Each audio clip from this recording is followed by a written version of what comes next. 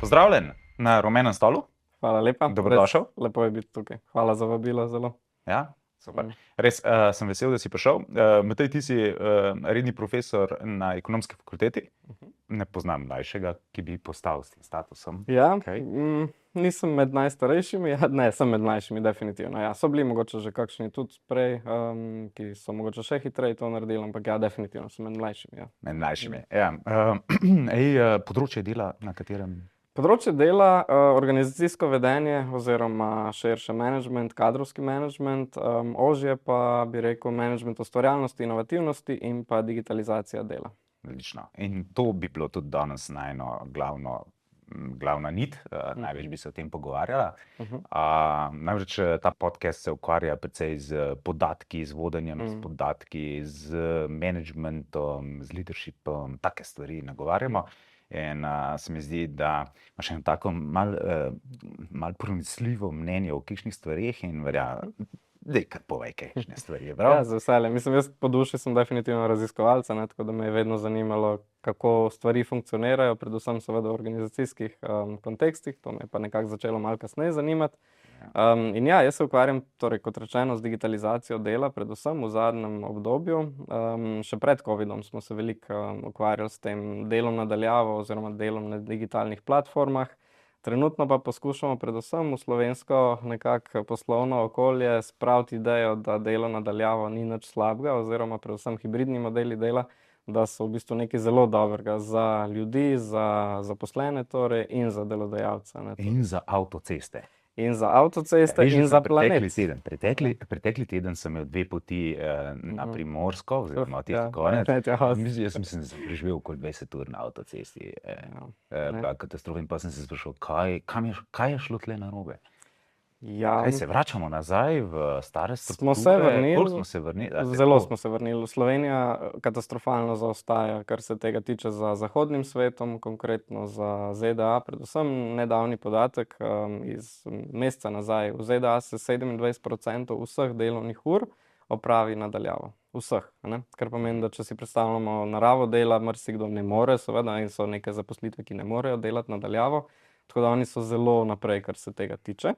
Ozaveščenost je velika in pa predvsem veliko so tudi investirali v izobraževanje, usposabljanje menedžerjev, ne, pa tudi zaposlenih seveda, kako delati na daljavo oziroma kako oblikovati hibridne time, kako jih voditi, kako organizirati delo na daljavo. Tukaj je veliko izzivov, definitivno. ZDA 27%, tukaj pa za občutek. Ni teh podatkov, ne, ampak smo na par procentih delovnih ur, sigurno. Ja. Definitivno manj kot 5, bi jaz rekel. No. Tako. V Ljubljani, ne, čisto, če malo primerjam, pa Slovenija je ful majhna, ne, ampak so še vedno velike razlike. Ne. V Ljubljani je to zavedanje večje, definitivno več delajo na daljavo. Če greš pa malo izven Ljubljane, jaz videl, ne, pa so izjeme, sigurno izjeme, ful dobrih podjetij, ki to omogočajo. Ampak ne, še vedno je tista miselnost managementa, da če nimam človeka pred sabo v pisarni, ga ne morem nadzirati oziroma ne bo nič delal. Ne. Bo šel, boh ne daj, k frizerju ali pa nekaj opraviti neko svojo zadevo v času. Ja, te stvari, ne. In jaz rečem, hvala Bogu, ne, da bo to naredil, ker bo pol to malo bolj cenil in bo bolj zavzet in bolj kreativen in več časa mogoče porabil, bolj bo se poistovetil z delom, ki ga dela, ker bo čutil tisto zaupanje. Ne. In zaupanja ni med menedžerji, definitivno, dosti jih ima ta občutek, da morajo imeti človeka tam, čeprav ne, realno zaposleni vam lahko zabušava tudi na delovnem mestu, oziroma to se zelo pogosto dogaja, ne.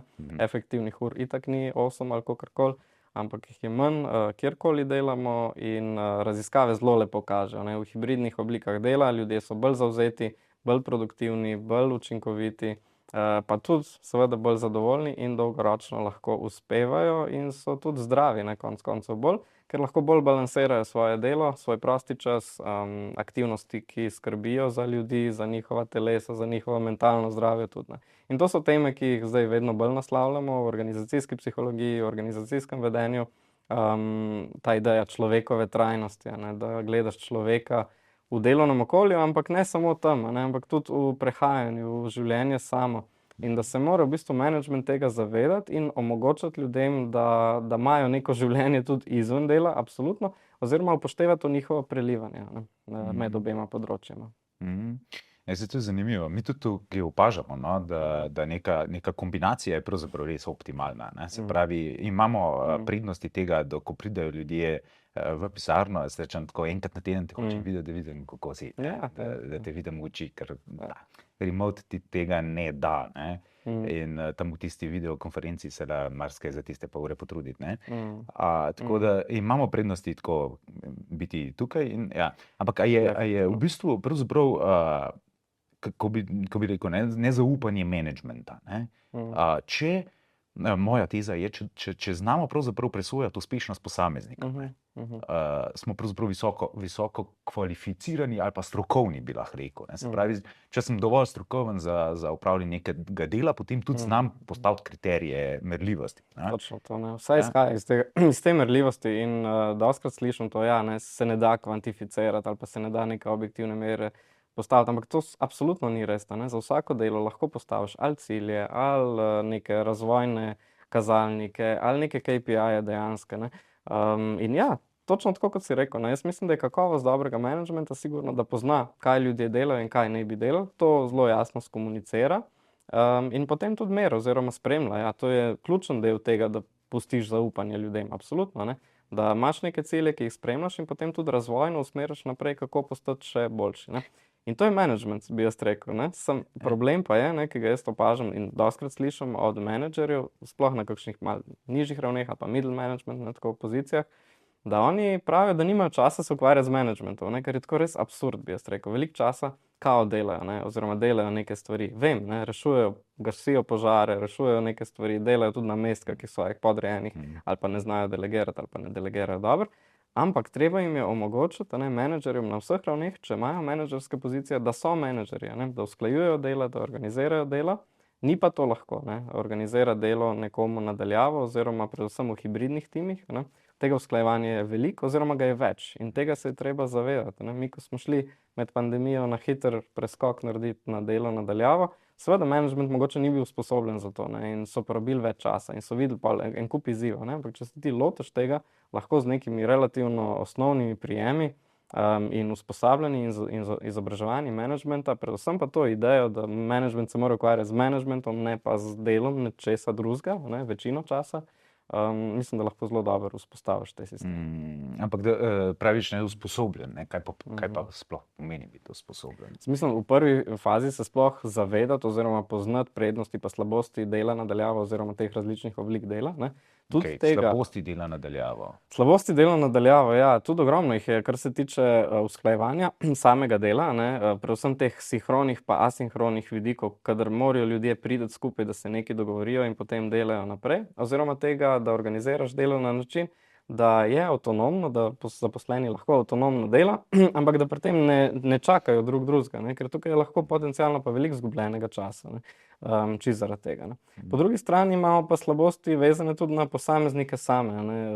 Ljudje, ki delajo nadaljavo oziroma konkretno od doma, malo težje zabrišejo mejo med prostim časom pa med delom oziroma med življenjem samim pa privat pa družino in delom, tako da veliko več je tega prelivanja, ki ima lahko tudi slabosti. Sploh je to malo absurdno, za tiste, ki radi delajo, delamo tudi, da pa zelo radi delamo veliko, še več, kot bi mogoče rabili ali pa bi bilo potrebno.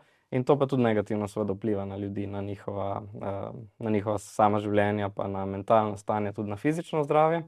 In pa ta vidik izolacije, osame, tega, da nismo povezani. Prej si rekel, fajn je prijeti, to, da vidiš človeka, ampak tudi za človeka samega, za zaposlenega, da ima stik z ljudmi, s svojimi kolegi, da razvija tudi neke prijateljske ali pa vsaj kolegialne odnose s tistimi, s katerimi dela. In pa, kar se tiče pripadnosti. Zdaj v zadnjem času se opaža, da ljudje bistveno večjo pripadnost čutimo svojemu delu, kot pa svoji organizaciji. In to je še bolj povečano, kadar delamo nadaljavo, ker imamo še manj stika s tem, v katerem okolju smo oziroma v kateri organizaciji pripadamo. Tako da za pripadnost so ključni ti stiki, zato da pridejo ljudje vsaj en dan ali pa 2 ali pa 3 na teden, da se podružijo, da se zmenijo stvari, da naredijo neke kreativne brainstorminge in tako naprej in pa lahko delajo avtonomno naprej. Ko delaš od doma, meni tudi že tako vidim, da vsake toliko časa delam tudi kak dan od doma, načeloma pa sem v pisarni zato, da sem čim več na voljo kolegom. Ampak, ko sem doma, tako mir je, imam res lahko nek focus time sem produktivnejši v tistem delu. Ne? Tako da je fajn, recimo, če se kakšno stvar moraš poglobiti, je res.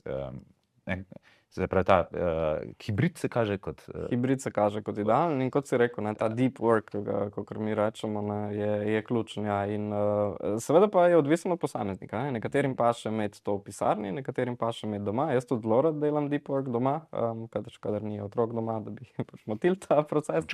Seveda, ja, 2 punčki, 2 pa 5 stari. In ja, na večino časa so normalno vrtca in jaz lahko delam deep work. Pridem pa na fakulteto, pa da se seveda podružim, zmenim, grem na vse sestanke, komisije, predavanja, absolutno, tako da to so pa neki sinhroni elementi, kjer moraš biti fizično prisoten. Ja, pa še avtoceste bojo razbremenjene. Absolutno, in planeta. Bolj govorimo o trajnosti, pa o trajnosti planeta, pa zelenem, pa tako naprej, ampak ta osnovni element, ki ga lahko imamo, dosti enostavno pa zanemarjamo. Oziroma tudi politika, policy making, mislim, ne politika, ne spodbuja tega. Zelo je, in vi tudi verjetno veste, kako imate to delo pri vas, birokratsko je težko realno spremljati delo nadaljavo. Lahko ga spremljaš birokratsko, ampak tista cifra ur ti realno kaj veliko ne pove, oziroma karkoli pač se beleži. Pa tudi nima smisla, konec koncev. Se strinjam. Ja, to sem prej že malo razmišljal, ko si razlagal, se pravi, kako pravzaprav preformirati obliko vodenja pravzaprav, da so rezultati bistveni, ne število ur.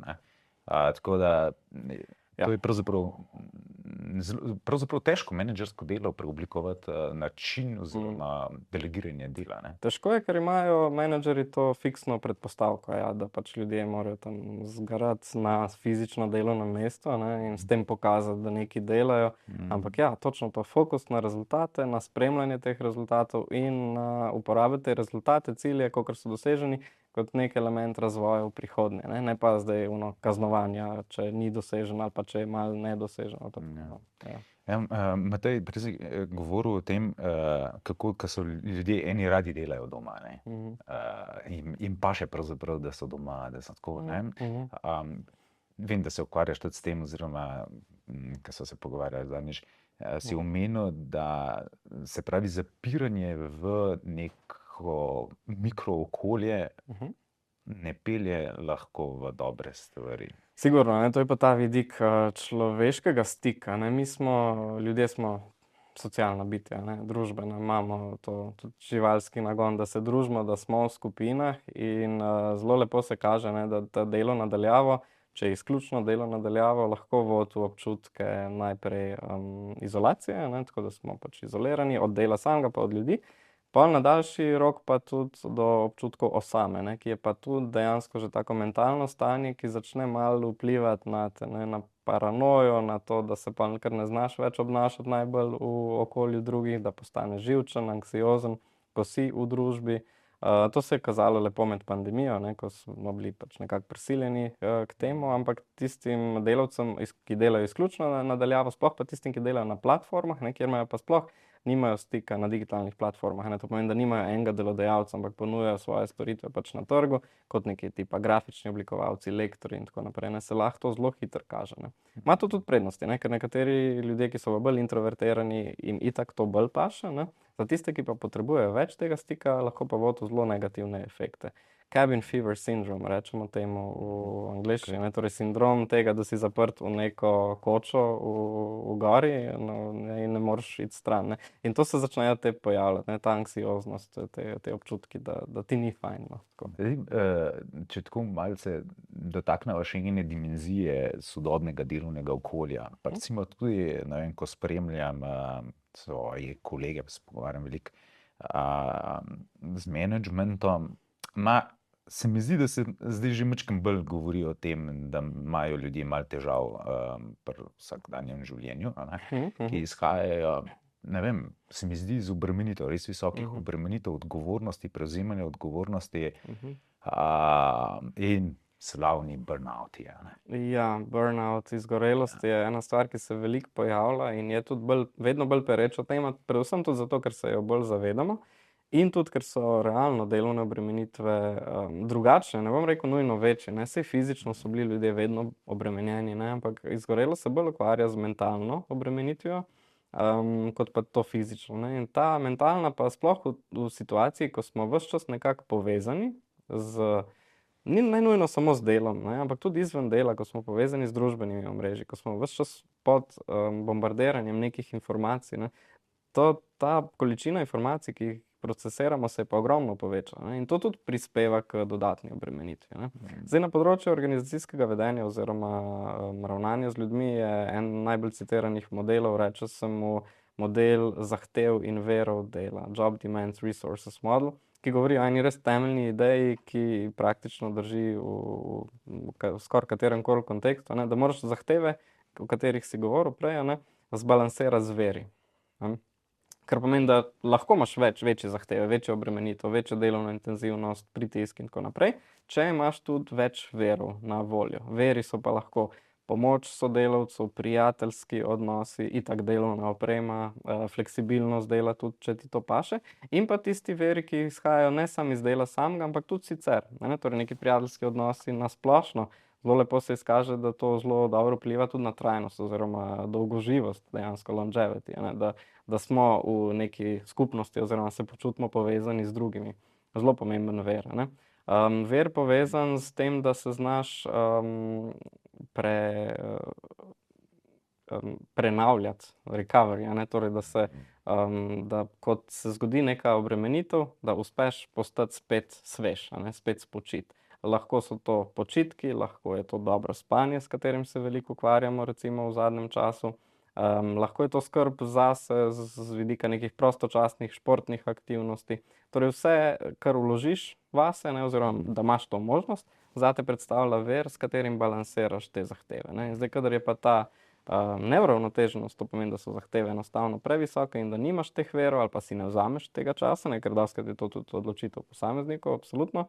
Na kratek rok je okej, na dolgi rok pa vodi v izgorelost, ne. To je temeljna ideja tega modela. Ja, mislim, ker jaz sem zelo zagovornik tega, da v življenju ne smeš imeti samo, staviti samo na eno stvar, ker pol, če konec koncev ta pade, kaj pa potem, ne, in huda stiska, lahko depresija, kakorkoli že.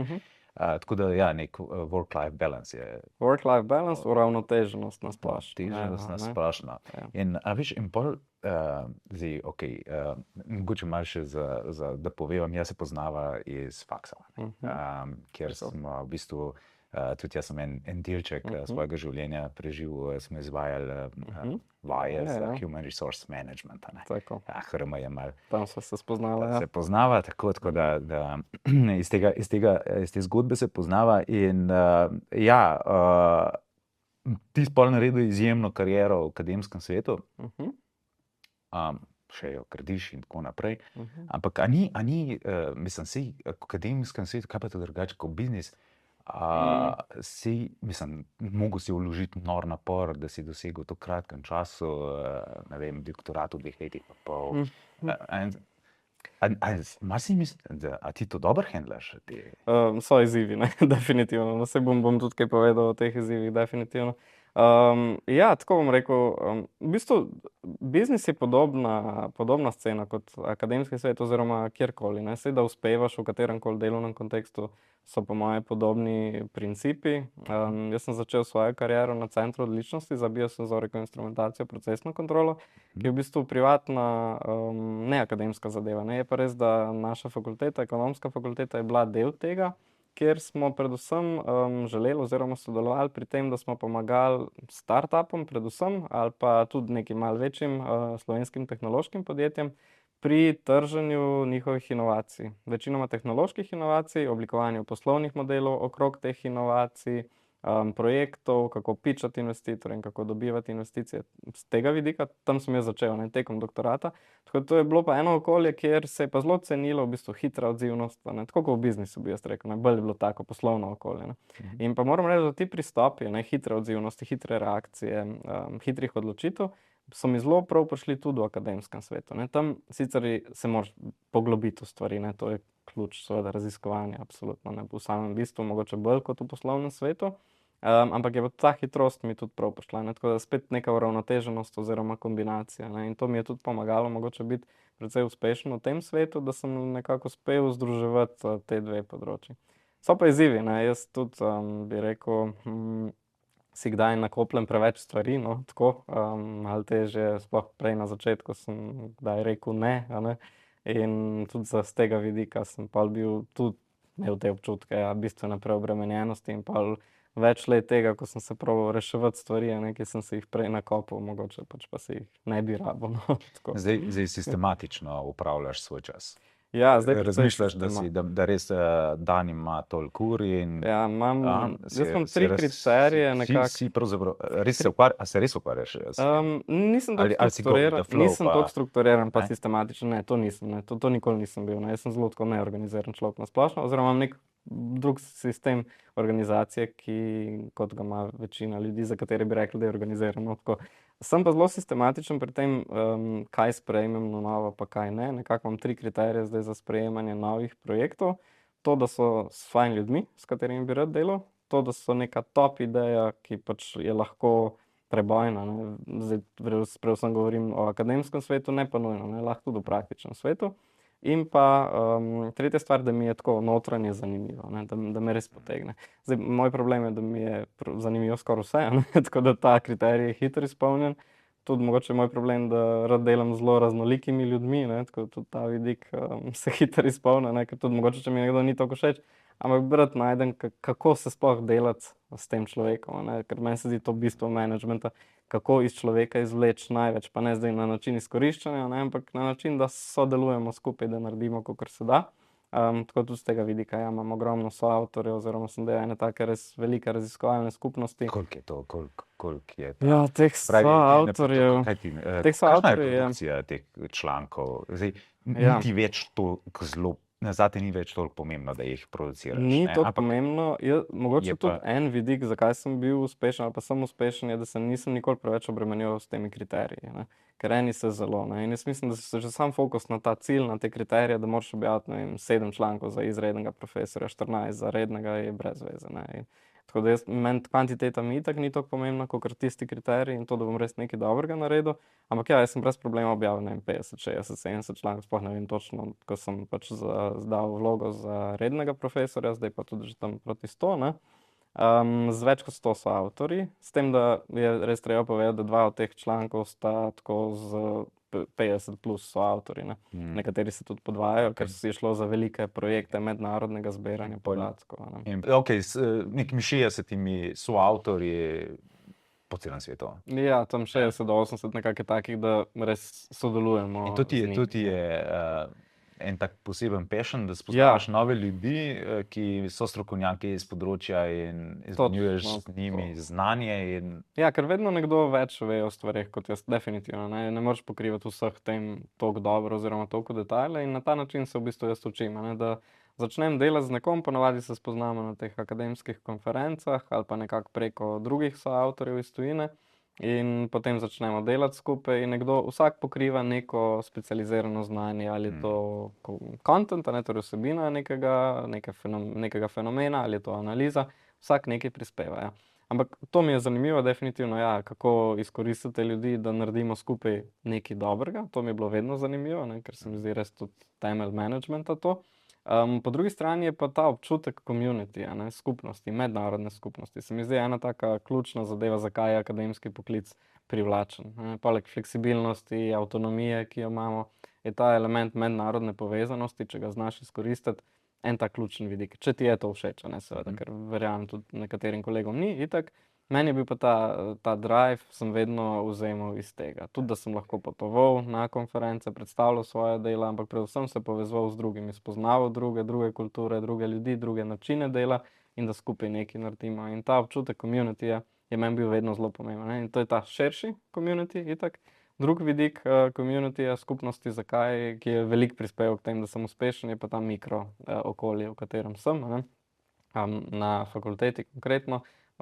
Se mi zdi res ključen vidik oziroma vidik uspeha. In podobno je tudi, bi rekel, v poslovnem okolju, sigurno, ne. Če imaš neko mikro okolje, sploh ni pomembno, kakšno je tvoje širše okolje, ker ti že mikrookolje teh ključnih kolegov, s katerimi sodeluješ na dnevni bazi, mogoče nekih mentorjev, nekih nadrejenih tudi z tega vidika, ki ti omogočajo uspevanje, pa se dobro razumeš z njimi, definitivno ključen dejavnik uspeha. In v tem tvojem fohu, tvoji področju raziskovanja, kje so res dobri raziskovalci? Povsod bi jaz rekel. In to je, Kje je, recimo, to je ena ključna zadeva, ker sem se jaz naučil, da lahko najdeš res top raziskovalcev z nekaterih področji res povsod, ne nujno ali pa ne samo na tistih top institucijah. Mi vedno razmišljamo o najboljših univerzah, kot tisti ameriški Ivy League, vse so res dobri, ampak predvsem imajo ogromno resursov, pa veliko časa, da se specializirajo v določene tematike. Oni, sploh konkretno v Ameriki, akademsko raziskovanje doživljajo precej drugače kot mi. Mi, recimo v teh področjih, smo bistveno bolj široki, delamo več stvari, tudi bolj smo povezani z gospodarstvom, bolj smo povezani z normalnim okoljem. Ja, definitivno. Jaz bi rekel tako, ja. Oziroma, vse so, absolutno so izjeme, in tiste tudi ponavadi slišimo, ampak bolj so povezani na načine, da pišejo knjige, ali pa da imajo neke evente, kot pa to, da bi res šli delati s podjetji. So tudi izjeme, definitivno. In mi tukaj smo bolj vpeti v lokalno okolje. Mi kot poslovna šola imamo bistveno večji impact na lokalno okolje, torej vpliv izven akademskega sveta, kot ga ima neka institucija, ki je bistveno bolj bogata v zahodnem svetu, ker je enostavno toliko specializirana, več ima resursov, sigurno, kot mi, ampak imamo pa mi neko drugo priložnost, širino, bi jaz rekel, pa to povezanost, da vidimo probleme v lokalnem okolju in pa lahko na podlagi teh problemov tudi nekaj globalnega razvijemo oziroma delujemo. To, da se poznava že iz tistih študijskih časov, pa ko smo malo tisto skupaj delali, pa tako. Dejstvo pa je, da kar lepo sodelujemo tudi danes. Se pravi, ful smo ponosni na to, da kar nekaj naših sodelavcev, mislim, da 4 sodelavci sodelujejo, so vabljeni na vaša predavanja. Jih izkoristimo za razne in v predmetih, in da imajo delavnice. In ja, to je ta vidik povezanosti, sigurno. In tudi mi smo zelo veseli tega in zelo spodbujamo to. In tudi od recimo ogromno podjetij imamo zelo pozitivne izkušnje sodelovanja. Je pa seveda se je treba zavedati zaprtost tle na obeh vidikih. In akademskemu svetu se dostikrat očita in res je tako, da smo malo zaprti pa v nekem svojem stolpu. Predvsem bi jaz rekel, ne toliko, da ker hočemo biti, ampak ker imamo precej omejene resurse, vere kot tudi v poslovnem svetu, ker je pa dostikrat, zakaj ni bolj odprt mogoče ali pa kakšna podjetja za sodelovanje z nami, pa tudi to, pač enostavno ne vidijo neposredne kratkoročne koristi. In veš ti zelo dobro, treba je gledati bottom line itak. In to so pa stvari, ki imajo na dolgi rok, bi jaz rekel. Pri nam je tako en tak gušt je, veš, se vrniti malo nazaj na fakulteto, pa pol nekaj, veš, to je en tak, za vse sodelavce, kar rečeš, z ponosom gremo pol malo nazaj, pa kaj povemo, kakšno izkušnjo delimo. Mi smo pa tudi veseli, študenti pa sploh, itak imajo najrajši pač nekoga iz prakse. Oziroma tako vse rečejo, saj pol, ko pa dobimo nekoga iz prakse, pa vse ne pridejo na predavanje, tako da to je pa vedno izziv. Kako je? Ali so te generacije, ki so zdaj mladi? Ja, nismo več tam, A prihajajo dosti drugačne generacije? So razlike, definitivno so razlike. Tudi razlike so med generacijami, čisto, da ne bomo posploševali, ampak ja, so razlike sigurno, ta generacija, ki zdaj študira ali pa zdaj vstopa na trg dela, bolj cen fleksibilnost, bolj cen tudi možnosti dela nadaljavo in podobno, pa višje zahteve imajo. In jaz bi rekel upravičeno, dejansko, da dostikrat se jim očita, da so mogoče razvajeni ali pa kaj, ampak jaz mislim, da je to dobro dejansko, predvsem, da imajo zahteve od delodajalcev, konkretno zdaj, po tem work-life balanceu, o katerem sva govorila, po tem, da lahko dejansko skrbijo zase, pa se posvečajo svojim projektom. Jaz mislim, da to je nekaj najbolj normalnega, kar se je v prejšnjih desetletjih malo zateralo. Je pa res trenutna situacija na trgu dela, kot dobro veste, tudi v vaši firmi je taka, da je zelo tight, rečemo, trg dela. Težko je dobiti talente, zelo dobre ljudi. Ko že rečeš, če me sprašuješ po dobrem, ga nimam. Jaz ga nimam. Pa sprašujejo me ogromno, a imaš kakšnega študenta, ki ga lahko priporočiš? Nimam ga. Pač enostavno, ker top študenti, pa ne samo top, tudi tisti povprečni, oni že vsi delajo ali pa imajo neke priložnosti. Ja, pa je to dobro, da mislim... Ja, to je pa tega vidika. A je v redu, da se toliko dela? z tega vidika, da ne morejo toliko izkoristiti ta študijski proces, ni dobro, ne? Ker jaz bi rekel, pol ne prihajajo toliko na predavanja, ne? Pa niti ni toliko zaradi znanja, seveda zaradi znanja, ne? Ampak tudi zaradi povezovanja, mreženja s profesorji, predvsem pa s svojimi kolegi, ne?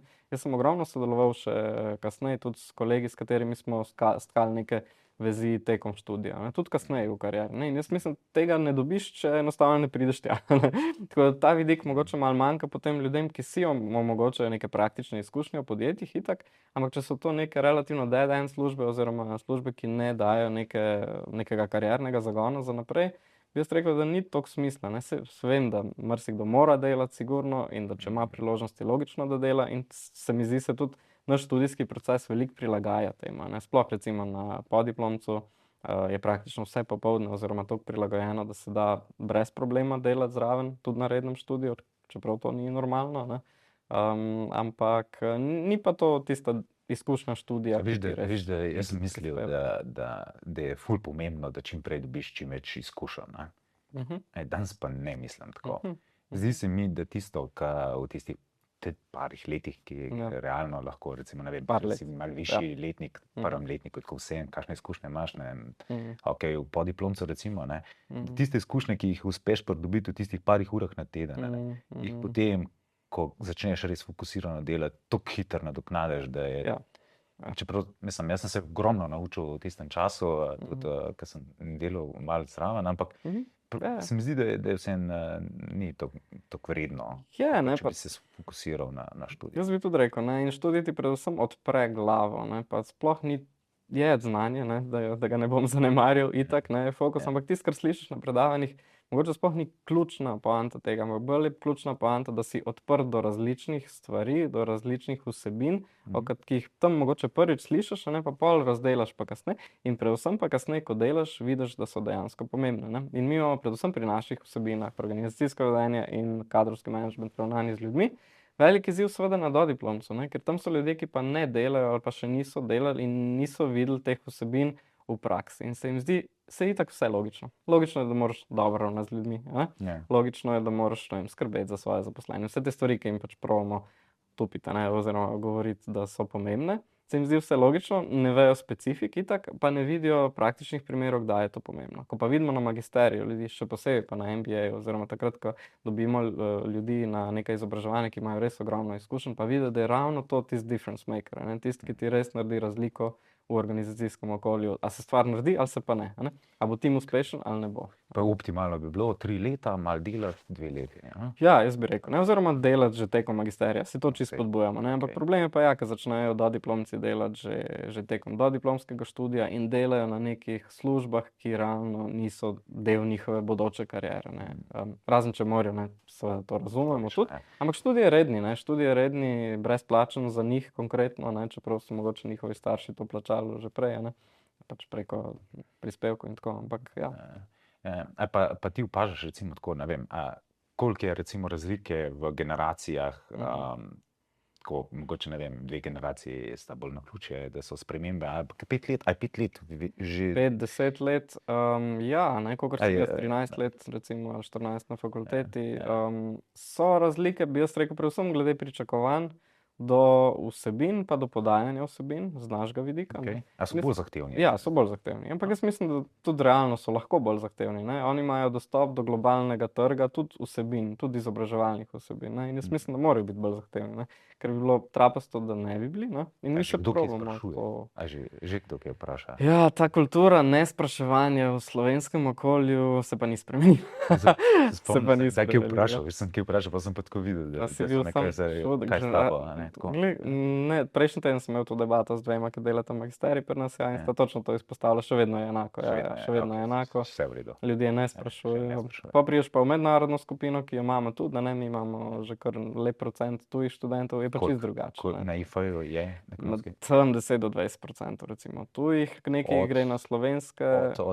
Se pravi, ekonomska fakulteta? 1000-4000 nekaj. 4000 nekaj študentov, 10-20% je to. Nekje, ja, bi jaz rekel, ne vem čisto točno procentov, ampak tam nekje, ja. Ker imamo tu programe čisto v angleščini, tudi že dodiplomske in potem magistrske, ampak tudi na slovenske programe ne prihaja, predvsem iz pač okolja itak bivše Jugoslavije, pa se potem lepo integrirajo tudi v slovenske izvedbe, ne, tudi so tako. Okay. A to, da se spreminjajo, misliš, da se ti spreminjaš, a se oni Ja, spreminjajo? oboje, ja, ne, sej, Kako si se, sem se spremenil, sigurno Ma, si se postavil, spremenil, ne. sem se pospravil, ja, lej, to se vidi, to pride z otroki, v bistvu, to ti veš tudi, ne, tako da ja, bolj kot s čim drugim. Ne, in tudi recimo, ne, če se malo navežem na raziskovanje te generacije, ful zanimivo, ne, ker vedno je bilo tako, da so starejše generacije drugače gledale mlajše generacije, ampak bi rekel, ne, tiste generacijske razlike so bolj lastne kohorti, ne, in pač ko postaja, recimo, ti, ki si star 20 neki, imaš pač neke lastnosti, ne, in ljudje, ki bojo stari 20 neki, bojo podobne lastnosti vedno imeli, ne, pa postajajo starejši, tako kot si rekel, ne, 30 plus, se pa spreminjajo, ne, te v času. Je pa res, ne, seveda se je pa tudi okolje spremenilo, ne, predvsem tehnologija zelo vplivala itak. In tudi na dostop do informacij, ne, in to spreminja naša predavanja, naše delo s študenti in njihove pričakovanja, predvsem odprtost. In enako na trgu dela, ne, oni so zdaj odprti do globalnega trga dela. Imamo digitalne nomade, imamo ljudi, ki delajo čisto remote, od to pa tukaj. tudi se spodbujamo, Ja. spodbujamo, ne zaviramo. In tudi, ker so kakšne naše sodelavke spakirajo, grejo na Tajsko, pa Ja. kakšen mesec, Jaz dva tam, pa To je pa nazaj, konkretno pa... zelo A to v redu? spodbujam. Ja, jaz bi rekel, da ja, jaz tudi to spodbujam. Mi imamo velik mednarodni projekt, kjer je tudi že skoraj 100 ljudi vključeno v to, ki študira točno digitalne nomade, ne, to pomeni pač ljudje, ki malo potujejo okrog, pa delajo ali za enega delodajalca, ali za Nasmejane več. nazaj. Točno to. In jaz sem enako izkušnja, ne. Ta kolegica, ki je doktorirala včeraj, je bila pač par mesecev na Gran Canariji in tam naredila velik del svojega doktorata konkretno, ne. In ja, to so pozitivne zgodbe, ki jih je treba spodbujati, in več podjetij bi lahko to spodbujalo. Če pustimo malo slovensko zakonodajo pri Ni čisto pokrivičnih, ne. Ja, ni. Si šel že v tisto vašo sobo s senzorji? Ja, Ste merili? vedenjski Malo več poveva, laboratorij. se pravi, kaj Vedenjski reče se laboratorij. vedenjski laboratorij. Ja, soba senzorjev je dober Soba izraz. senzorjev. Dober izraz. Noter je. Noter so senzorji, res je. Ja. Biopack imamo naprave za merjenje, torej ja, srčnega utripa, variabilnosti tega, EEG, možganskega valovanja in ostalega. Naš del zgodbe, ne, tukaj znotraj vedenjskega laboratorija, se pa ukvarja večinoma s preučevanjem spanja. Oziroma ne spanja samega po sebi, spanja, ja, kako spimo, spanca, ne. Ne spanja samega po sebi, ampak prelivanja med delovnim okoljem pa spanjem, ne. To nas zanima, konec koncev smo na ekonomski fakulteti.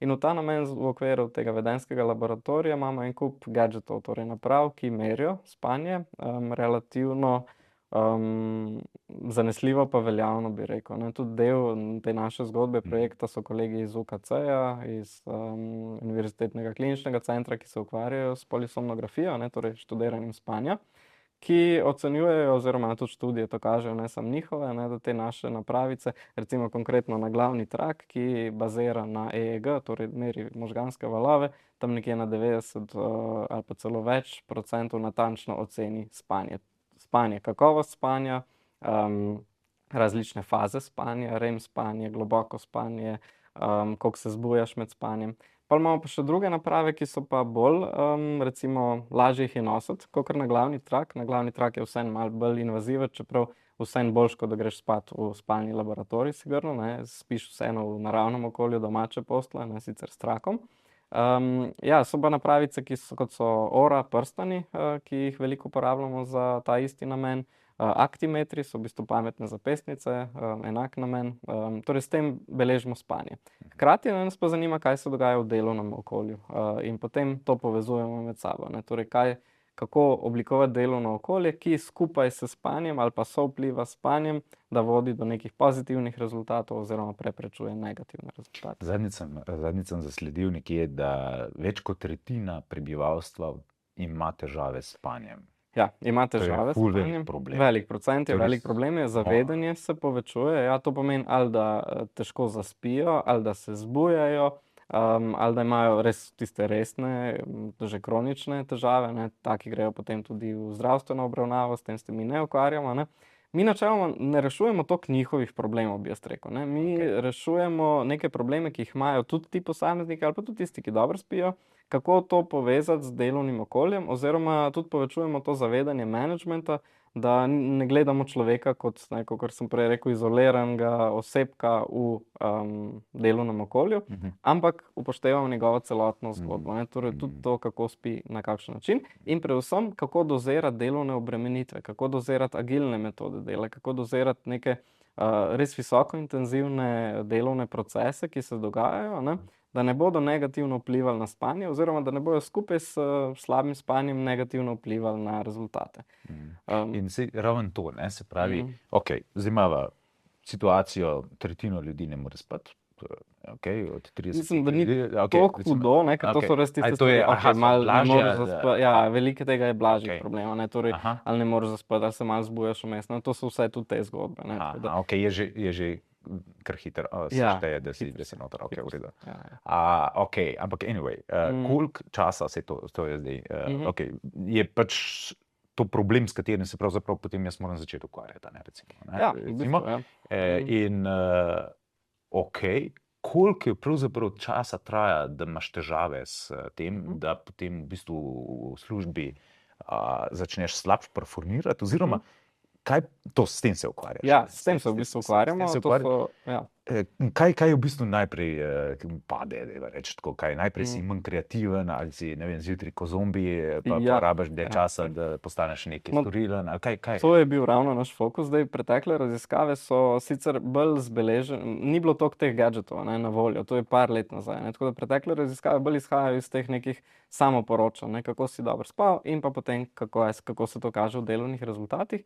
In so lepo pokazali, ljudje, ki slabše spijo, seveda se težje skoncentrirajo, slabše performajo, delajo več napak, slabše se sodelujejo z drugimi, slabše obvladujejo svoja čustva in so zaradi tega prej pridejo v konflikt, slabše reagirajo na neko situacijo, ki se zgodi, ne.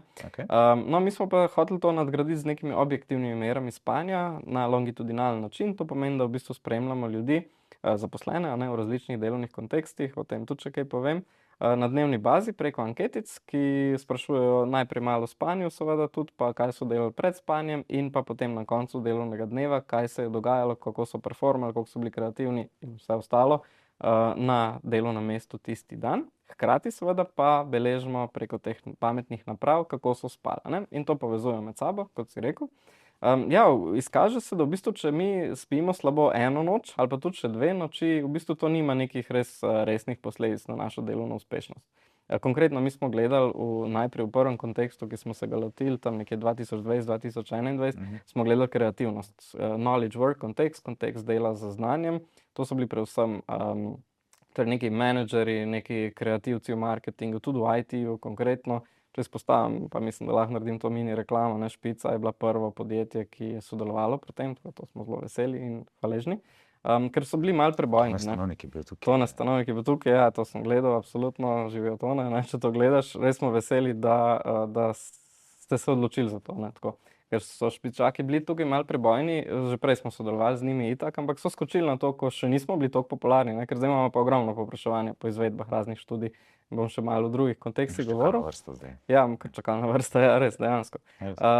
No in prvi je bil pa že ima zdravstvo zdaj, Ja, vse so zraven, ne, tako da, ne zdravimo, ampak beležimo, raziskujemo, dajmo reči, No in smo ugotovili, v teh kontekstih, da čez eno noč slabo spiš, si še vedno lahko kreativen, ko pa se zberajo te noči 3, 4, 5 slabih noči spanja, pa to res negativno vpliva na ustvarjalnost. In sicer preko zaznav stresa, ne, to je zanimivo. Ker ti, če spiš slabo, v bistvu zaznavaš delovno intenzivnost, ki jo imaš, kot nekaj, kar te deprimira, kar te tlači dol.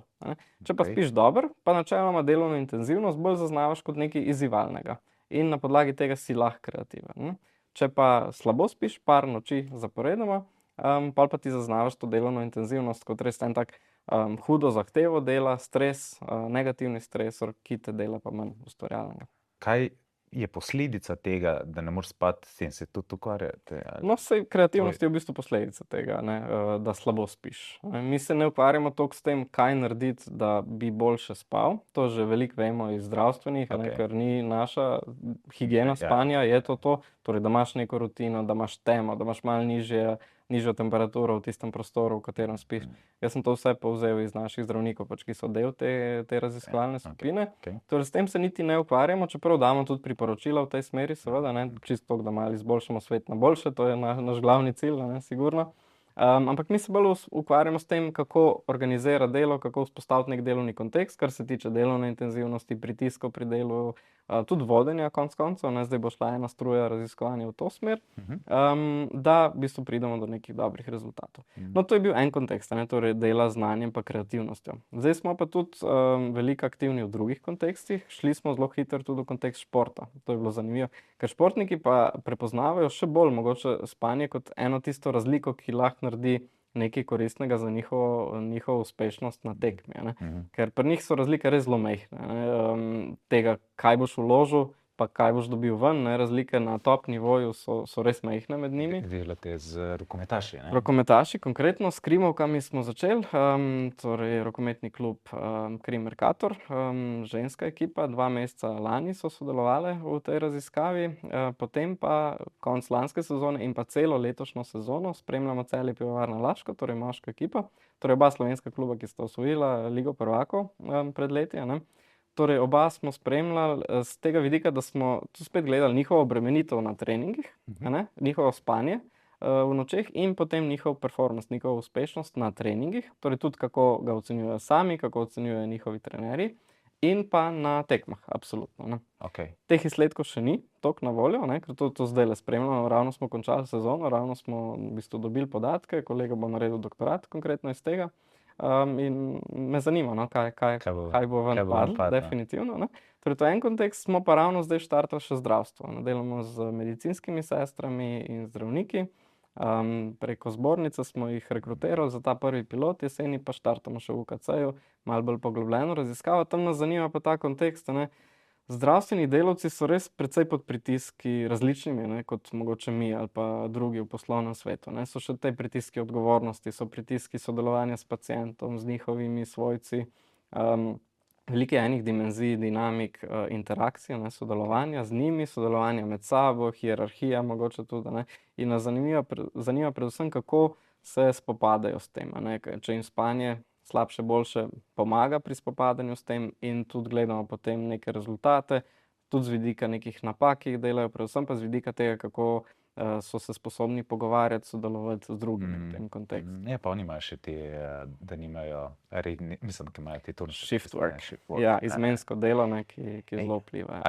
Matej, a je kakšna povezava med burnouti pa med spanjem? To je nekaj, kar imamo v modelu, ja, in se želimo fokusirati, ampak rabimo časovno vrsto, ki je daljša, ne. Mi smo s tistimi podjetji sodelovali tako na ravni meseca, 2, ne. Zdaj imamo pa končno te podatke, sicer rokometašev, ne, tam ne pričakujemo neke izgorelosti, ne, ampak na zdravstvu si tudi želimo, ja, par mesečno časovno vrsto, da bi lahko videli to povezavo z izgorelostjo. Vemo pa, da je seveda stres en pomemben dejavnik izgorelosti, ne. To povezavo pa imamo, ja, da slabše spanje vpliva na to, da doživljaš neko delovno obremenitev kot stres. In ja, lahko zelo jasno predpostavimo, da to tudi na dolgi rok vodi v izgorelost. Sploh lahko izgorelost pride, tako je, ne? Ali lahko sam iz dela pride izgorelost? Izgorelost pride iz dela, če ni balansirana z veri. Tako bi jaz rekel. Bom se drugače vprašal, ne? Moj tako jaz razmišljam, da če imaš iz preteklosti še neke nerazrešene stvari, potem si dovzeten za izgorelost. Ja, to je tako malo laična razlaga. Izgorelost, ja, spet ne moramo obravnavati samo v delovnem okolju, absolutno, ne. In zdaj ti recimo, ja, ti lahko daš zaposlenemu ful zahtev, absolutno. In če bo on to balansiral, ali zveri na delovnem okolju, ali pa zveri izven delovnega okolja, oziroma če bo imel vse razčiščeno, ne, percept, tako, pa ni problema, pa verjetno ne bo izgorelosti, ne. Zdaj, tako da moraš te vere gledati, oziroma njegovo celovitost, ne, človekova trajnost, človeka v celoti, ne. In ja, tako da te veri izhaja ali iz dela samega, ali pa tudi iz osebnega. Okej. En buzzword se je pojavil, ki ga imajo tehnostres. Ja. Sicer nisi se ga ti spomnil, čeprav Ne, razumem, ampak 2005 so raziskovalci to začeli preučevati. Je bil pa nam zelo zanimiv, ker smo se ukvarjali z temi zaposlenimi oziroma delavci preko digitalnih platform. Kaj sploh je? Tehnostres je v bistvu stres, ki izhaja iz tehnologije. Ima več dimenzij. Tehnološka kompleksnost, to pomeni, da doživljamo tehnologijo kot preveč zapleteno in da jo težko uporabljamo. Okay. Tehnološka invazija, to pomeni, da v bistvu tehnologija posega v naše privat življenje, v naše širše okolje. Tehnološka negotovost, ko v bistvu ne zaupamo, da bo tehnologija zares naredila to, kot od nje pričakujemo. To so temeljne dimenzije in vse negativno vplivajo seveda na doživljanje splošnega stresa. Mi smo pa v eni naši študiji dokazali, da tudi v izgorelost na dolgi rok. Še posebej, kadar so ti zaposleni, ki so pod tehnostresom v delovnem okolju, še posebej povezani tudi s tehnologijo izven okolja. To je povezani z družbenimi omrežji, z raznimi platformami, oziroma mogoče tudi, da delajo še nek dodaten posel preko tehnologije. To je, da so ves čas v tehnologiji, to bo vodilo, da bodo ljudje bolj pod stresom in bolj izgoreli na dolgi rok. Predvsem zato, seveda, ker tudi ne morejo oziroma nimajo časa za to, da skrbijo zase. Za svoje telo, za odklop, za to, da grejo v naravo, za to, da se posvetijo nekomu športu, za to, da razvijajo neke normalne odnose, prijateljske ali pa kakršnekoli, ki tudi balansirajo ves ta stres, tehnostres. Ok. Veš, kaj bi še te malo vprašal? Ti si se precej ukvarjal z raziskovanjem teh platform za kreativnost pa to, ne? Tako. Ja. Kaj je bil v bistvu namen raziskovanja? Kaj je bil cilj tega tvojega raziskovanja? Mislim, si tu v tujini si bil takrat. Ja, s kolegi z Norveške smo to raziskovali. S kolegi z Norveške. Del tega projekta je pa tudi Harvardov center za internet in družbo. Velik projekt, v bistvu, ki smo ga takrat dobili, financiran strani Norveške raziskovalne agencije, ki je šel točno v to, kako zagotoviti neko pošteno, temu smo rekli, delovno okolje tem delavcev na digitalnih platformah. To so tipa Amazon Mechanical Turk, mogoče kdo pozna Prolific, neke platforme, kjer lahko kdorkoli v bistvu ponuja svoje storitve na trgu. Začelo se v bistvu, Amazon je bil prvi, ki je s to svojo inicijativo Mechanical Turka hotel katalogirati svoje knjige, v bistvu, ki jih je imel. In je opazil takrat, to je bilo 2010 ali pa še malo prej, da so v bistvu zelo nenatančne AI oziroma digitalne rešitve za to namen, delajo ogromno napak še takrat in je rabil ljudi, ki je hotel rekrutirati kogarkoli in jih plačati zelo malo. To je ključna vidik tega. Poštenosti, nepoštenosti. In ljudje se najdejo na celem svetu, se to ni omejeno, čeprav je Amazon registriran v Ameriki, imamo ljudi iz kjerkoli, Pakistan, Indija, nima veze, kjerkoli, ki se prijavijo tukaj in delajo na teh platformah. Princip je teh, mogoče niso tako široko znane, se pravi, princip je, ti daš platformo, rečeš, ok, naredim Tinder, rad bi, ne vem, da mi naredite, ne vem, oglas za tako pa tako stvar. Začelo se z nekim zelo rudimentarnimi nalogami, nekimi zelo enostavnimi, kategorizirati, ali pa videti neko sliko, pa povedati, kaj je na sliki.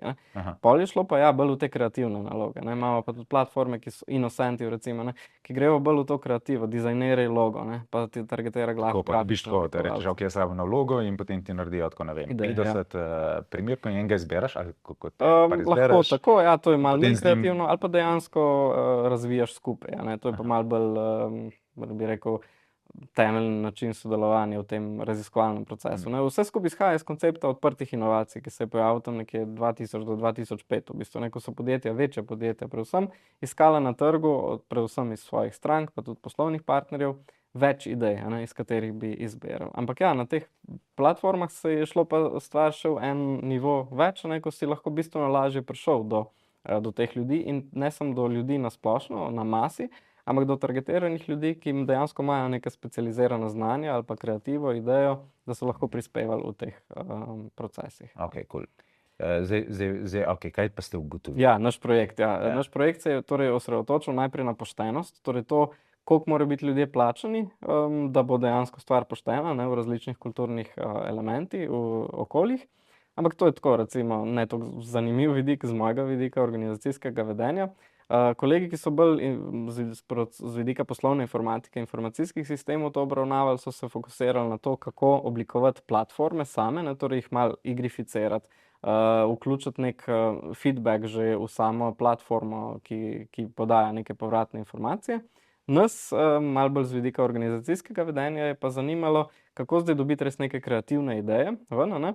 In se je pa izkazalo, ja, kaj smo ugotovili, ti, ki ponujajo kreativne rešitve, tisti, ki zelo poudarjajo novost, torej to, da je ideja neka unikatna, čisto drugačna, ne, bojo na kratek rok prepoznavljeni kot nekaj, kar se da tudi implementirati. Ampak na dolgi rok je pa zelo pomembno poudarjati drug element kreativnosti in to je potencialna uporabnost v nekem okolju, ne. Zato rabimo pa v bistvu bolj tesno povezanost sodelovanja med temi, ki ponujajo svoje storitve, svoje kreativne ideje, s tistimi, ki dajo tender ven, v bistvu, ne. In na ta način v bistvu pridemo do res nekih idej, ki so visoko nove, visoko kreativne in potencialno lahko tudi uporabne. Druga zanimiva ugotovitev se nanaša pa na feedback, ne, na podajanje povratnih informacij. In mislim, da je aplikativna za na splošno poslovno okolje v digitalnem svetu, torej tudi na delo na daljavo, na remote work in tako naprej, ne. Kjer se je izkazalo in ne, za nekoga iz prakse to ni nič kaj presenetljivega, ampak da je podajanje povratnih informacij, tudi če je povratna informacija negativna, izrazito negativna, boljša za prihodno uspešnost, prihodno kreativnost, kot pa če povratne informacije ni, ne. Torej, pozitivno, negativno nima veze, bistveno je, da obstaja povratna informacija. To se sliši logično, ne? Ampak v bistvu je ključen element, ki dostikrat izostane pri delu na daljavo. Ne? To, da ljudje v bistvu, ali pa preko platforme, ne? Torej, da ljudje nekaj naredijo in ne dobijo povratne informacije, ne? V bistvu je pa podajanje povratnih informacij in pa podajanje navodil, v bistvu sta dva ključna stika med vodjo pa zaposlenim ali pa med nekom, ki da neko navodilo ali pa nalogo in tistim, ki jo opravi, ne. Tako da je treba se res posvetiti temu in pridemo spet nazaj na to, da damo managementu možnost, da so menedžerji, ker to je to. V bistvu. Okay. Tudi mimogrede, ko smo delali v naši firmi research, je feedback ena najbolj jasna pričakovanja in pa feedback, to sta dve najbolj... To je to. To je to. Vse je simpel, a ne? Sliši se simpel, ja, ampak očitno je težko. Ja, je. Veliko stvari se zgodi, točno tako, kot si prej rekel, ne. Delaš napake? Delam napake. Sigurno. Jaz bi rekel, moja ključna napaka je bila ali pa je, da si preveč naložim kdaj, no, tako, na splošno. In to me je precej tako teplo par let, bi jaz rekel, ne, to ni ena napaka, ampak je tako nekaj, kar se tako gradi tekom časa, ima pa dolge vplive, ne, tako. Konkretno, ne, preveč predmetov, preveč projektov, preveč člankov, preveč vsega, preveč ljudi. In to je pa lahko zelo problematično z vidika tega, kako handlati vse skupaj. Saj mogoče zgleda navzven, da se malo... A pa dovoliš, da pol kakovost pade? Ja, tudi, ne. Ker je treba, enostavno je treba, ja, optimizacija je na vseh nivojih tudi prisotna in to vidim pri sebi. In s tem sploh nisem srečen, definitivno, ker vem, ne, pač dostikrat, da nimam dosti časa, da bi se poglobil v nekaj, ne, ali pa si rečem, če bi imel pa jaz to res ful časa, bi lahko ful boljš naredil nekaj, ampak enostavno nimaš, ne. Torej, največja napaka je, da je preveč ja. Po moje je preveč ja. Preveč ja, pa še tole. Ja. Sicer sem naredil tiste kriterije za izbor projektov, ko sem se pol začel zavedati tega, ampak jaz bi rekel, da je to ključna zadeva, ja, tako, da sem v preteklosti, pa še vedno so malo problemi s tem, čeprav se učim, ne, definitivno. Da bolj meje postavim oziroma bolj rečem, ne, ja, je lažje pol, ko si redni profesor, a ne, mogoče kakor prej, ampak je to nekaj, kar bi, ne, pa tudi malo svojim mlajšim, ne, kolegom svetoval, saj je fajn skakati na priložnosti, itak, ne, in marsikdo ne, ampak če pa si tak proaktiven, ne, da se zanimajo stvari, bo pa prej ratalo preveč stvari, ne, in pa je pa težko biti res fokusiran na nekaj. Doktor, dobro. A se vedno lotaš tako, kaj v srednji šoli si hotel prebrati vse v knjižnici? Ja, to je bila ena taka zanimiva ambicija v Novem mestu, sem želel prebrati vse knjige, prišel sem tam nekje do 3. police in mi je ratalo na smrt dolg čas pri neki javni administraciji. In si pol sem rekel, da to vsaj ni tako. Pol upuščaš tudi kaj še? Ja, sigurno. Sem trmast, ampak ne toliko, sploh ne. Tako vidim, malo optimiziram svoj čas, svoje energijo. Kot New Age profesor, kaj so kriteriji biti New Age profesor po tvojem mnenju?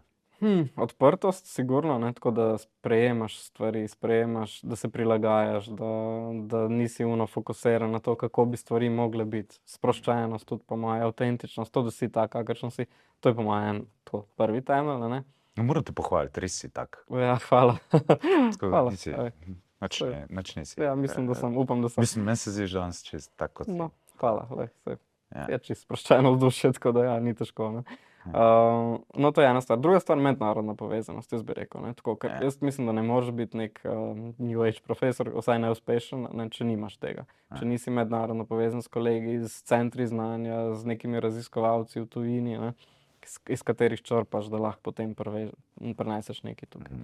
Tretja stvar pa tudi ta, ja, hitrost, odzivnost pa povezano z biznisom tudi, ne, bi jaz rekel, ker če nimaš tega, pol enostavno ti zmanjka, ne, in jaz sem veliko začel tudi čisto načrtno delati na diseminaciji, ne. Se tudi en vidik tega, zakaj sem tukaj, je to, ne, da nekaj, kar mi raziskujemo, čim več ljudi vidi pa sliši, a ne, pa po možnosti uporaba, ne, ker jaz sem dostikrat slišal in to me pa je bolelo, tudi od mojih kolegov kakšnih, a ne, ki reče, saj mi pač nekaj raziskujemo, pa pol noben to ne prebere, ali pa neke akademske članke, ne, pa se že njim samim, ki to delajo, zdi brez veze, ne. Čeprav to se je ful spremenilo, ne, ker zdaj imajo že sami akademski članki, prvič v bistvu, če so v dobrih revijah objavljeni, zelo velik vpliv na samo področje in veliko raziskovalcev dodatnih zaangažirajo na ta način, ne, iz celega sveta, ker je dostopnost enostavno toliko se izboljšala, kot je bila v preteklosti. Predvsem pa vpliv na prakso, ker top revije imajo tudi načine, kako diseminirajo to znanje, torej ga pretvarjajo v bolj poljudne oblike, krajše članke, mogoče tudi neke stripe, videe, ne, prikaze, grafične, ki pa so pa zanimivi tudi za prakso. In v ta namen smo tudi svojo iniciativo štartali, ne, Humanizing Digital Work, se ji reče. Platforma, ki je zdaj na spletni strani, na LinkedInu, na Instagramu in na Mediumu, kjer hočemo res čim bolj na plastičen, privlačen, zanimiv, sproščen, zabaven način naše izsledke raziskav pretvarjati v prakso, ne. Tako da Bomo dali, ko bomo objavili, bomo tag to followati. Le dajte. Veš, kaj sem pričakoval, da boš se malo navezal na ego. Ja, ego. New Age profesor pa ego. Ja, to je dobro, ja, to je dobro. Jaz mislim, da ja, mora biti manjši ego, kot je bil v preteklosti. Jaz vem, ti ne veš, samo to, da je jasno. To se je ful spremenilo. Sploh ne, že študenti, oni imajo dostop, ne, oni imajo dostop do znanja, oni imajo dostop do AI-ja, do chata in tako naprej, na koncu koncev. Oni s fakti lahko hitro so pametnejši, ne, z nekim hitrim faktom. Ti jih moraš pa kot profesor v bistvu naučiti razmišljati, pa kritično ocenjevati stvari, pa iskati prave vere, ne, tiste vere, ki so res, niso fake news, ampak so neki veri, ki so verodostojni, ne, izhajajo iz raziskav.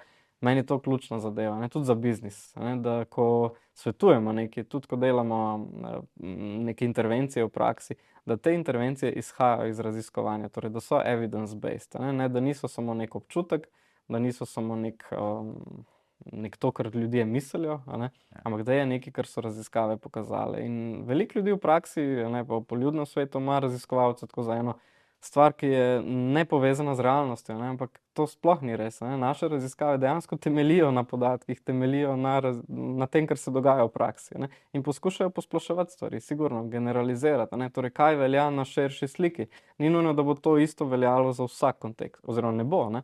Ampak je treba pa najti pa razmišljati o specifikah, kako nekaj implementirati v določenem kontekstu. In to je to. Zdaj si pred kamerami javno obljubil, da ne boš ego in da boš dostopen. Ja, absolutno. Jaz upam, mislim, da sem, ne. Se ne vem, mogoče tudi to slabost. Čez leta ti bomo tole izrezali, če boš... Z veseljem, ali jaz sem tudi že parkrat slišal, da nimam ega, ali tako da... Veš, je ustajati down to earth, ko si uspešen, kako se stisti?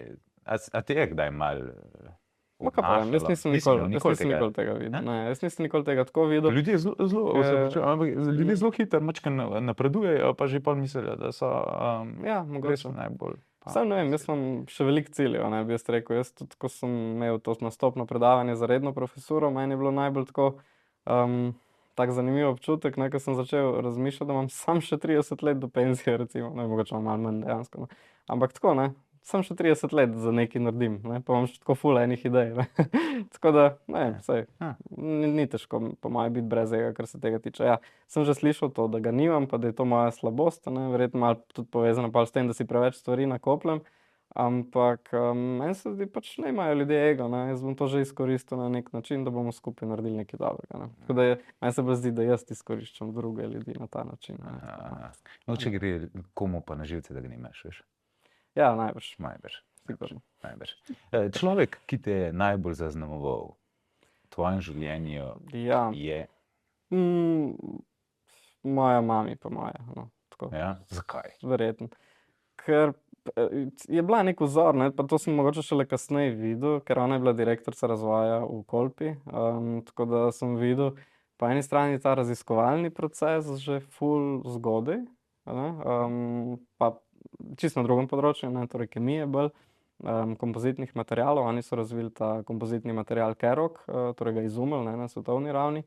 Tako sem videl ta raziskovalni proces, videl sem pa tudi management procesa, ne, proces vodenja nekega tima, oblikovanja odnosov, gradnje odnosov, vzpostavljanja tega. Pa tudi, ne, pol, ko sem prišel na temelje managementa, prvi letnik, ekonomska fakulteta, ne, planiranje, organiziranje, vodenje, kontroliranje, sem ja, se to je bil pa v bistvu ves čas managementa, ne, to, kar mi je govorila. Tako da ja, to je sigurno ful Je tako dosti delila s tabo? Ja, veliko, ja. To pa je, to pa je. Tudi edin sem, ne, tako da mogoče tudi zaradi tega pa sem veliko pač tega slišal, ja. Nisem pa tako, da bi rekel, imel kakšnih konkretnih pol drugih vzornikov v, pač sigurno ta skupnost pa mentorji, vsak me je malo oblikoval, več mentorjev sem imel tekom kariere, športniki tudi, ne, sem pač sploh zelo spremljam košarko, tudi igral sem jo kar veliko in sem poskušal od teh športnikov, top športnikov vzemati neke stvari, ki so za njih funkcionirale, da so bile uspešne. Te zgodbe so me vedno navdihovale, pa mi bile zanimive, ne bi rekel, da sem kakšnega enega vzornika konkretno, ampak od vsakega sem malo hotel kaj vzeti, ne, tako. Dobro. Imaš tatu, ki si ga sam skonstruiral? Imam, ja, ne vem. A lahko pokažeš? Mogoče, ne vem, če s tem rekel sem težko. Nemaš ta rekel zgor, sem pa slikal. Ampak lahko ne, saj po mojem. A bo šlo? Približno bo šlo. Bo kamera posnela? Evo, ja, bo šlo. A ga lahko razložiš? Ma ja, saj ni tako poseben spet, ne, imamo tukaj pač nek svet pa potovanja, to, kar je meni pač tudi blizu, ne, to povezanost tudi mednarodna. Ja, to si parkrat danes omenjal, da svet je tvoj. Pa košarkaška žoga tudi zarisana, tudi, ne, to sem tudi glih prejle omenil. Kompas, ne, ki me nekako vodi tako na pravi poti. True North je tudi ena iz avtentičnosti izhaja, ne, v bistvu izhaja iz kompasa, ne, da slediš samo sebi, ampak ne sem samo sebi, tudi tako na splošno poti in pa koordinate novega mesta, ne, kot mojega pač okolja, v katerem sem se rodil, v katerem sem tudi zdaj in spet, ne, tako, ki me zaznamuje. I like it. V principu zelo močno lokalno, veš, s kje prihajaš in globalno hkrati. To mi je tudi pomembno, ja. Jaz sem bil sicer 15 let v Ljubljani, ne, pač živel, pa smo se pač preselili nazaj v novo mesto. In se mi zdi tudi pomembno, ja, mogoče pa tudi nekaj delovati ali pa biti povezan s tem lokalnim okoljem, ja, definitivno, ne. Če ne drugega preko mojih doktorskih študentov, ki so večinoma iz Novega mesta. Sam boš vzel tudi koga delati. Bom vzel, sem že tudi kdaj. Sem vzel tudi že kdaj. Da ne bo iz Novega. Ja, sem vzel tudi že, kak sem imel pač eno Gruziko, pa tudi nekoga iz Ljubljane, pa pa iz Bosne, ne, so tudi, ne, ampak ja, trenutna ekipa je pa bolj iz Novega mesta. Z Novega mesta. Je pa res, da meni tudi, je pa res, da meni tudi to pomaga, da imam lahko, da delam remote, ne, torej nadaljavo, oziroma da naredim tudi kak sestanek v Novem mestu, ne, tako da to tudi malo olajšanje dela. No, pa ni toliko zasedena avtocesta. Ja, in delamo nekaj dobrega za planet. Za planet. Še zaključno vprašanje. Brez AI-ja ne gre v tem času. Gre za en pojav, ki noro spreminja človeštvo. Kaj je pa, če tako v parih stavkih probaš komentirati tvoj aspekt tega pojava, kako bo spremenil poslovno okolje, organizacije, človeka, pač tvoje videnje v tej zgodbi? Ja, jaz sem se itak že veliko ukvarjal s tem, kako tehnologija spreminja delo pa ljudi, ne, tako. Tako da AI je tako en vidik tehnologije, ki je res masovno spremenil in treba ga je sprejeti, to je prva stvar, ne. In ga uporabiti za korist. Jaz tudi, ne, sigurno veliko ga uporabljam na način, da mi olajša delo. Ne more biti toliko dober v top zadevah še, niti približno, ampak za kakšne rudimentarne, bazične stvari lahko pa zelo olajša delo. Tako da sigurno ga bo sprejel in tle bo še bolj masovno usposabljanje, izobraževanje tega, kako opravljati delo z AI-jem, da bi bili bolj učinkoviti. Ne? Jaz mislim, da ne bo nadomeščal. Ne bo. Jaz še vedno, mislim, nadomestil bo marsikatero nalogo, ne pa toliko ljudi. Ker tako tudi, kot so projekcije za prihodnost, ne? Tudi ker ne bomo več toliko rastli kot prebivalstvo, sploh pa ne v tem okolju, mi bomo rabili ljudi, da bojo delali pa bojo drugače. Jaz upam, da bo nadomestil neke avtomatske naloge, ki bi že zdaj morale biti avtomatizirane, da bojo ljudje imeli več časa zase, več časa za prosti čas, manj časa za delo, definitivno, ampak tisto delo bolj učinkovito, bolj fokusirano, bolj kreativno, konec koncev. Tako da to bo to. Mislim, da bo šlo pa to pa še v nadaljevanje tega prihodnosti dela preko virtualne resničnosti, ki je zaenkrat buzzword tudi že 10 let, zmeto, ampak nič pametnega še realno ni enega use case, ki bi res pokazal, da je to zelo koristno. So pa te rešitve vedno cenejše in vedno bolj bodo uporabljene, predvsem za povezovanje med globalnimi timi. In timi bojo ratali še bolj globalni in ljudje bojo delali še bolj od kjerkoli, sigurno. In preko teh rešitev, preko AI-ja tudi, bojo lahko bolj učinkoviti, pa bolj povezani med sabo. Odlično. Matej, hvala za noro enih zanimivih stvari, ki si jih danes povedal. Res, verjamem, da bo marsikomu zanimivo in se kaj naučil od tebe. Res hvala ti. Evo, še. Hvala lepa tebi in vsem vam za vabilo in za to priložnost, sigurno. Da delimo malo svoje znanje tudi širše. Še kdaj. Hvala.